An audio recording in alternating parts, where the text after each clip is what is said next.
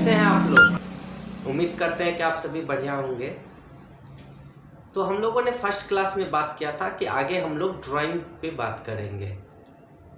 Drawing में यदि हम बात करें तो इंजीनियरिंग ड्राइंग, मैकेनिकल ड्राइंग या फिर जो भी आप ड्राइंग के बारे में जानते हैं, स्केच को छोड़ करके, जिसे इंडस्ट्री में किसी भी जॉब को बनाने के लिए यूज किया जाता है।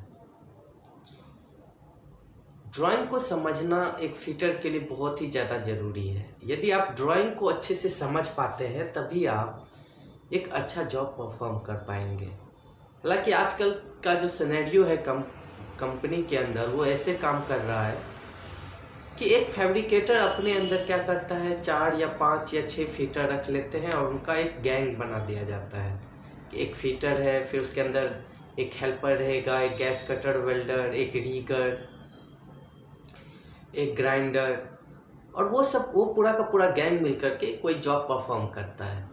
वहाँ पर फिटर में इतना एबिलिटी नहीं होता है कि वो ड्राइंग को खुद से स्टडी करे, मटेरियल कट करे और उस जॉब को परफॉर्म करे। इस काम के लिए वहाँ पर फैब्रिकेटर होते हैं। वो फैब्रिकेटर क्या करता है कि अपने फिटर को उस जॉब के बारे में बताता है, कॉपी पे स्केच बना करके दिखाता है कि इस तरह से मटेरियल कट करना है, ये साइज है, ये शेप है। आफ्टर दैट फिटर उस जॉब को कंप्लीट करता है। इस ड्राइंग के क्लास में हम लोग आप लोगों को ड्राइंग बनाना नहीं सिखाने वाले हैं।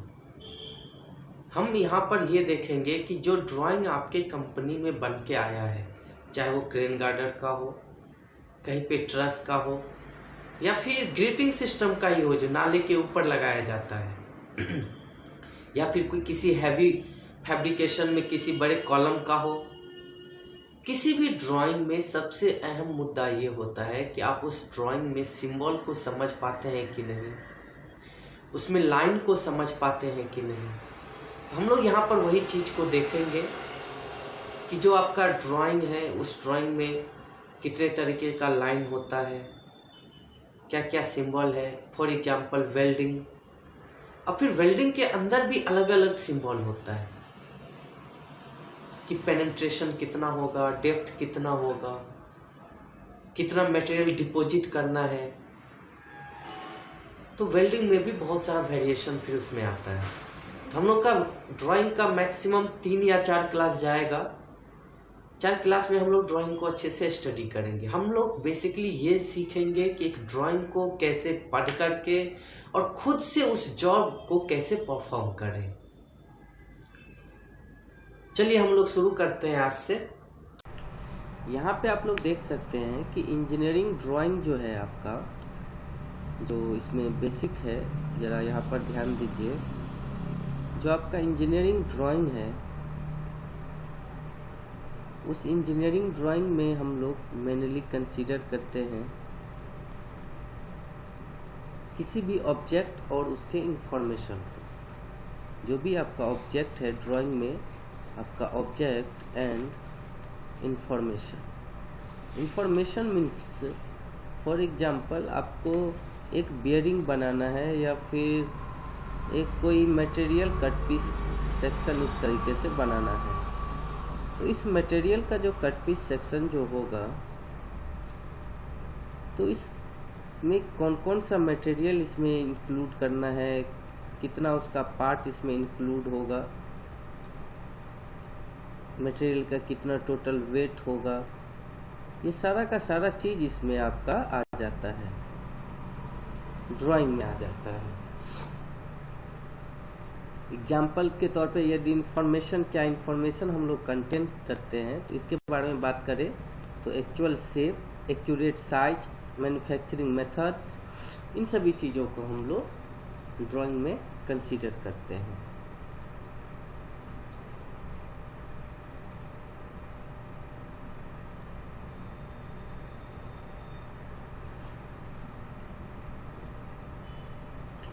इस कोर्स में हम लोग इंडस्ट्री कम्युनिकेट्स टेक्निकल इंफॉर्मेशन के बारे में बात करेंगे कि इंडस्ट्री किस तरीके से टेक्निकल इंफॉर्मेशन को कम्युनिकेट करती है। एक ड्राइंग के तौर पे। आफ्टर दैट हम लोग विजुअलाइजेशन देखेंगे और होगा तो हम लोग 2-3 ड्राइंग को ऐसा स्टडी करेंगे जो कंपनी में यूज होता है। आफ्टर दैट हम लोग ग्राफिक्स थ्योरी को भी देखेंगे और कुछ स्टैंडर्ड्स को भी हम लोग देखेंगे। आफ्टर दैट हम लोग टूल्स को भी स्टडी करेंगे कि कौन कौन सा टूल ऐसा है जो आप ड्राइंग पढ़ते समय या ड्राइंग बनाते समय भी हम लोग यूज करते हैं। Next, conventions, commonly accepted practices and methods use for technical drawing, कि कौन कौन से ऐसे प्रैक्टिस है या मेथड्स है जिसे इंजीनियरिंग ड्राइंग बनाने के लिए एक्सेप्ट किया गया है। आफ्टर दैट हम लोग एप्लीकेशन देखेंगे।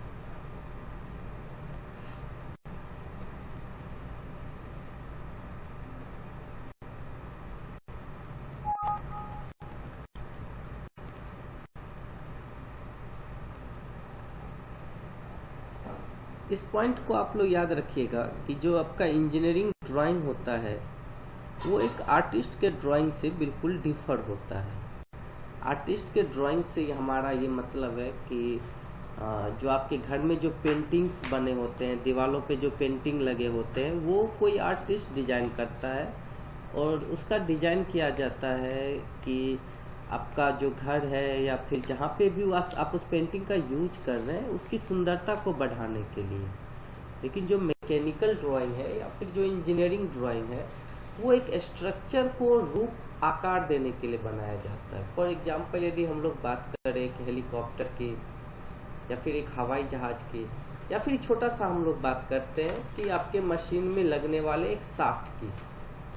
चलिए शाफ्ट से भी थोड़ा सा नीचे हम लोग चल करके बात करते हैं कि आपके शाफ्ट को भी यदि हम लोग छोड़ दें तो फिर हमारे पास क्या बचेगा? सबसे छोटा पार्ट एक बोल्ट या एक नट, जो सबसे छोटा पार्ट आप कह सकते हैं कि एक मशीन में लगने वाला जो फास्टनर होता है वो सबसे छोटा होता है। तो वो डिजाइन भी आपका जो है वो भी इम्पोर्टेंट है और इससे बिल्कुल अलग है। जो आपका आर्टिस्ट का ड्राइंग है उससे बिल्कुल वो अलग है। फॉर एग्जाम्पल आप चाहे तो इस दोनों का आप कंपैरेटिवली देख सकते हैं, चेक कर सकते हैं। हालांकि मेहनत दोनों में ही एक जैसा ही है, हो सकता है आर्टिस्ट के ड्राइंग में कुछ ज़्यादा ही मेहनत लगता हो, लेकिन यहाँ पे जिस चीज़ के बारे में हम लोग बात कर रहे हैं वो उससे थोड़ा सा क्या है, डिफर है।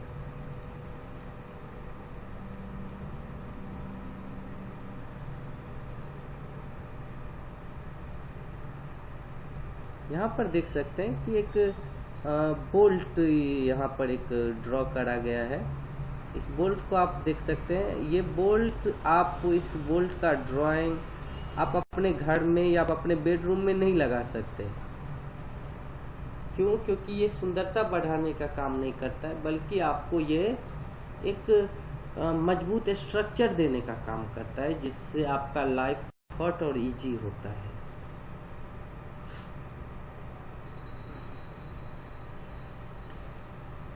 इंजीनियरिंग ड्राइंग को बेसिकली 2 पार्ट में डिवाइड किया गया है। इसमें यदि हम बात करें कि जो आपका पहला पार्ट होता है इंजीनियरिंग ड्राइंग का, वो मैनुअल ड्राइंग होता है। मैनुअली जिसे आप ड्राइंग करते हैं वो सबसे पहला पार्ट आपका मैनुअल ड्राइंग के अंदर आएगा। और नेक्स्ट पार्ट जो है हमारा वो कंप्यूटर एडेड डिजाइन में आता है। हालांकि कंप्यूटर चाहे जितना भी डेवलप हो जाए, लेकिन वो मैनुअली ड्राइंग को वो कभी भी रिप्लेस नहीं कर पाएगा। हालांकि ऐसा इसलिए भी मैं कह रहा हूँ क्योंकि आपके एक ह्यूमन का सोचने का जो तरीका होता है या फिर जिस तरीके से वो किसी पर्टिकुलर पॉइंट पे या पर्टिकुलर जगह पे वो जिस तरीके का एक्शन लेता है, वो कंप्यूटर उसमें सक्षम नहीं हो पाएगा।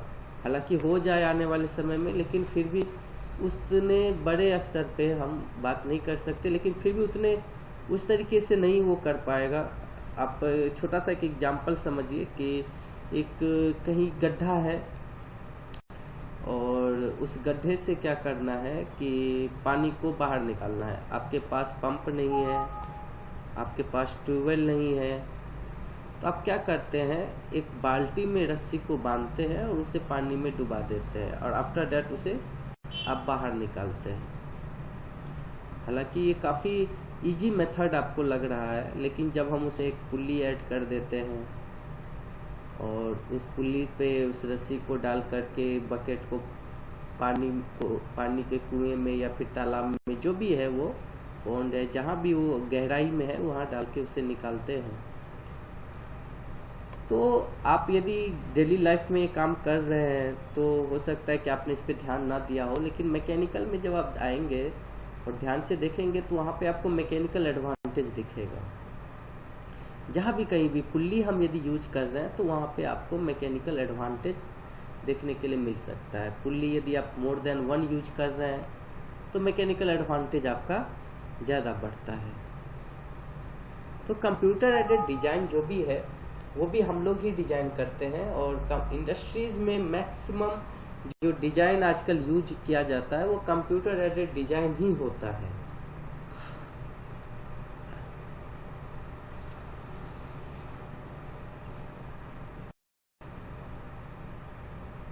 आइए हम लोग बात करते हैं कि हम लोग मैनुअल ड्राइंग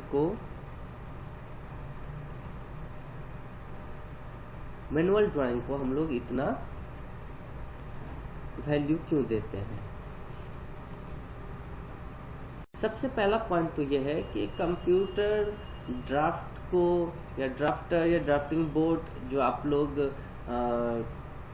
थिएटर के समय या फिर कोई इंजीनियर है तो अपने बीटेक या डिप्लोमा के समय जो यूज किया होगा, उस चीज़ को एक कंप्यूटर रिप्लेस नहीं कर सकता है। और आजकल, पहले तो कंपनी में एक ड्राफ्ट्समैन की भी नौकरी होती थी, अब शायद वो जॉब रिप्लेस होने लगी है, लेकिन पहले कंपनियों में ड्राफ्ट्समैन का नौकरी भी होता था। ठीक है, तो एक ड्राफ्टिंग बोर्ड का रिप्लेसमेंट एक कंप्यूटर के द्वारा कभी नहीं किया जा सकता है।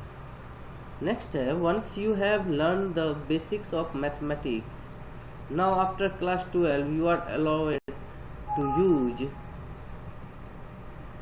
Allowed the use of calculator and computer.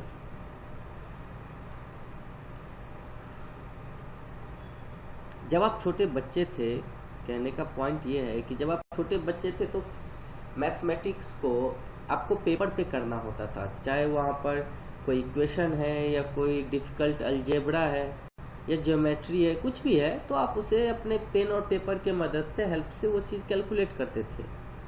लेकिन आज के समय में क्या है कि आप उस चीज़ को अपने मोबाइल फ़ोन के कंप्यूटर कैलकुलेटर में कर सकते हैं, या फिर पर्सनल कोई कैलकुलेटर है उसमें आप यूज कर सकते हैं। डिप्लोमा या बीटेक में तो आप देखे होंगे कि जो हमारे जो अच्छे अच्छे सब्जेक्ट है, जैसे मैथमेटिक्स है, मैकेनिक्स है, स्ट्रेंथ ऑफ मटेरियल्स है, फ्लूइड मैकेनिक्स है, तो इन सभी चीज़ों में क्या होता था कि जब भी कोई कैलकुलेशन होता था तो हम लोग अपना कैलकुलेटर यूज करते थे। तो पहले हमें उन चीज़ों को मैनुअली ही करना सीखना पड़ता है। आफ्टर दैट हम अपने डेली लाइफ में धीरे धीरे कुछ चीज़ों को ज़्यादा महत्व देना शुरू करते हैं, या फिर उन्हें अपने डेली लाइफ में एक पार्ट बनाते चले जाते हैं, जैसे कि कंप्यूटर, या फिर आज आपके पास एक मोबाइल फ़ोन है जिसमें आप सारा काम कर सकते हैं। लेकिन एक स्तर पे आने के बाद आप उस मोबाइल फ़ोन का यूज करना शुरू करते हैं। हालांकि आजकल तो बच्चे भी मोबाइल फ़ोन का बहुत सारा यूज कर रहे हैं, वो गेम खेलना वो सबसे ज़्यादा जानते हैं। फिर भी चलिए आगे चलते हैं। If basic fundamentals are clear, better use can be made of the power of the software. यदि बेसिक फंडामेंटल एक यूजर का क्लियर है तो वो एक सॉफ्टवेयर का इस्तेमाल काफ़ी अच्छे तरीके से कर सकता है। Next, to be an expert in technical drawing, this first course on engineering manual drawing is the first step.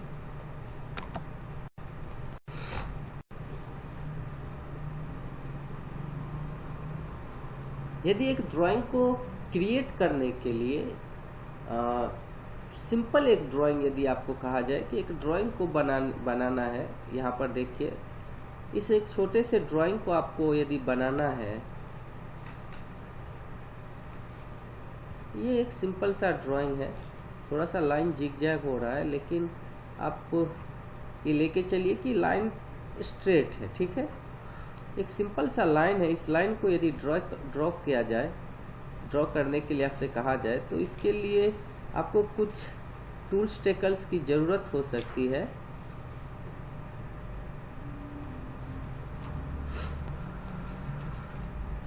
For example drawing board, drawing sheet, drafter, instrument box like compass, driver, etc, scales, protractor, curves, drawing pencil, eraser, drawing clip, pin, sharpener, duster, etc। इन सभी चीज़ों का इस्तेमाल आपको करना पड़ सकता है कि जब आपको एक ड्राइंग बना रहे हैं। लेकिन जब आप एक ड्राइंग को पढ़ रहे हैं तो फिर आपको बस एक कॉपी चाहिए और एक पेन चाहिए, ताकि उस पे आप एक ड्राइंग का जो बड़ा सा हिस्सा है उसको छोटे छोटे पार्ट में आप कट पीस करके उसको अच्छे से आप समझ सकें।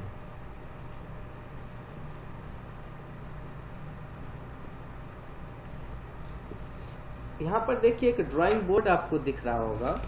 इस ड्राइंग बोर्ड का यूज हम लोग करते हैं अपने इंजीनियरिंग में, जब आप लोग होंगे या फिर जो भी प्रैक्टिस में होंगे फिटर भी, तो वो इस बोर्ड का जरूर यूज किए होंगे कि जब उनके पास कोई ड्राइंग आता था। हालांकि सारे स्कूल कॉलेज में तो बेसिक जो ड्राइंग सिखाया जाता है तो एक जैक से शुरू किया जाता है या फिर एक बोल्ट से शुरू किया जाता है कि एक बोल्ट का ड्राइंग कैसा होगा, उसका हेड का शेप, पिच, उसका लेंथ, दो थ्रेड्स के बीच का डिस्टेंस, पर्टिकुलर फंडामेंटल्स पे यदि हम लोग ना जाए तो फिर मोटा मोटी हम बात कर सकते हैं कि 4-5 चीज़ें ऐसी होती थी कि जो जिन्हें ड्राइंग में सीखना बहुत ही ज़रूरी होता था। तो उन सभी चीज़ों को ड्रॉ करने के लिए हम लोग एक ड्राइंग बोर्ड का यूज करते थे, और इस ड्राइंग बोर्ड पे हम लोग ड्राइंग शीट को क्लिप करने के लिए प्लास्टिक या फिर स्टेनलेस स्टील का क्लिप यूज करते थे, और फिर इस पे हम लोग अपना ड्राफ्टर को लॉक करते थे। आफ्टर दैट हम लोग इस पे अपना ड्राइंग परफॉर्म करते थे। तो ये आपका जो यहाँ आप देख पा रहे हैं, तो ये वही आपका ड्राइंग टेबल है। और यदि ड्राइंग बोर्ड की यदि हम बात करें, एक ड्राइंग टेबल का जो साइज होता है ड्राइंग बोर्ड का, यदि हम बात करें तो यहाँ पर आप देख सकते हैं कि उसका अलग अलग बेसिक साइज आप यहाँ पर देख सकते हैं।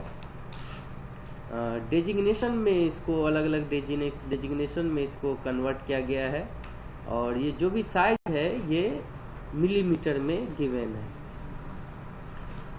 आपको इसमें लेंथ एंड विड्थ दोनों का साइज एक साथ दिख रहा है। डेजिग्नेशन में हम बात करें तो 4 डेजिग्नेशन में से कैटेगराइज किया गया है, B0, B1, B2 and B3। और नीचे का जो 2 ड्राइंग है B2 एंड B3, ये जनरली स्टूडेंट्स के लिए ड्राइंग में यूज किया जाता है, ताकि क्योंकि उनका ड्राइंग काफ़ी ज़्यादा कॉम्प्लिकेटेड नहीं होता है और उनका सीट भी छोटा होता है, इसीलिए इस तरीके का छोटा ड्राइंग बोर्ड से ही उनका काम हो जाता है। लेकिन यदि इंजीनियरिंग ड्राइंग में हम जाए, जो काफ़ी कॉम्प्लिकेटेड एक ड्राइंग होता है, तो फिर वहाँ पे आपका जो ड्राइंग पेपर होता है वो काफ़ी बड़ा होता है। यहाँ पर आप एक ड्राफ्टर को देख सकते हैं, मिनी ड्राफ्टर इसे कहा जाता है। आप मार्केट में ये अवेलेबल इजीली मिल जाता है। और इस ड्राफ्टर से क्या होता है कि आप लाइन को काफ़ी स्ट्रेट और पर्टिकुलर एंगल पे आसानी से खींच सकते हैं।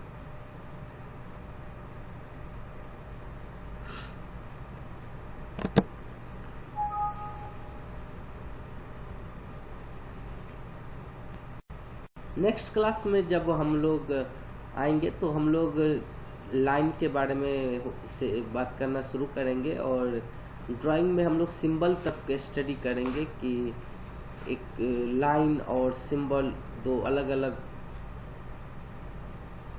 पॉइंट है, और दोनों में हम लोग देखेंगे कि एक लाइन का अपना इम्पोर्टेंस है और वो क्या है, और सिंबल का जो अपना इम्पोर्टेंस है वो क्या है।